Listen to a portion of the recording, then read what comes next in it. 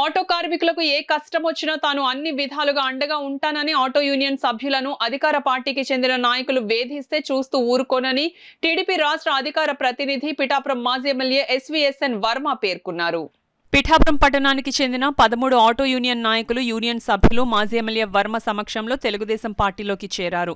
ముందుగా పిఠాపురం మహారాజా కోట ఆవరణలో గల టీడీపీ కార్యాలయం నుండి మాజీ ఎమ్మెల్యే వర్మ నేతృత్వంలో పిఠాపురం పట్టణానికి చెందిన ఆటో యూనియన్ నాయకులు, ఆటో కార్మికులు భారీ ఎత్తున ఆటో ర్యాలీ నిర్వహించారు. మాజీ ఎమ్మెల్యే వర్మ స్వయంగా ఆటోని నడిపారు. ఈ ర్యాలీ కోటగువం సెంటర్ మీదుగా సినిమా సెంటర్, జగ్గయ్య చెరువు కాలనీ వరకు సాగింది.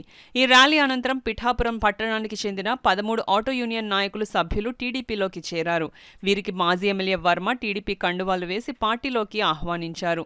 అనంతరం మాజీ ఎమ్మెల్యే వర్మ మాట్లాడుతూ పిఠాపురం నియోజకవర్గంలో పోటీ చేయడానికి చేస్తున్న స్థానికేతరులను ఓట్ల రూపంలో తరిమి కొట్టాలని ఈ సందర్భంగా ఆటో యూనియన్ కార్మికులకు పిలుపునిచ్చారు.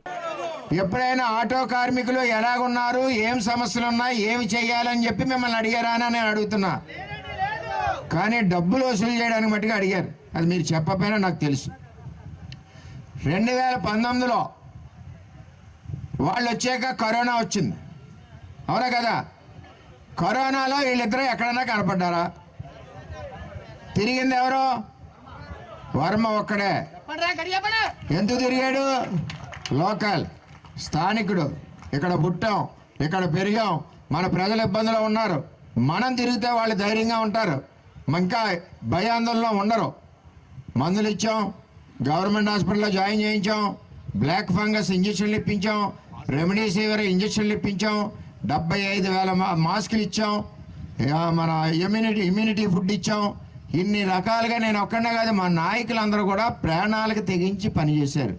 దానికి కారణం మన వాళ్ళు, మన ఊరు వాళ్ళు, మన నియోజకవర్గం వాళ్ళు, మన వాళ్ళని మనం కాపాడుకోవాలని ఆలోచన.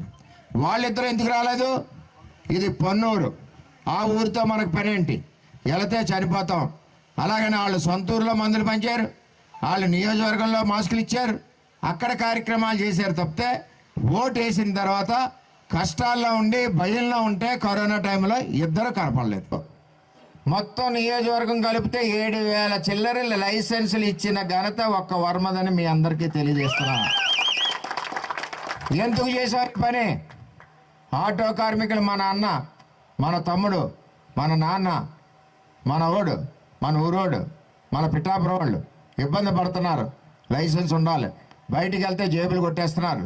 సంపాదించిన 500 కూడా అధికారులకు ఇవ్వాల్సిన పరిస్థితి వస్తుందని చెప్పి మనం లైసెన్సులు ఇప్పించి ఒక లైసెన్స్డ్ ఆటో డ్రైవర్గా మన నియోజకవర్గాన్ని తీర్చిదిద్దామని మీ అందరికీ తెలియజేస్తాం.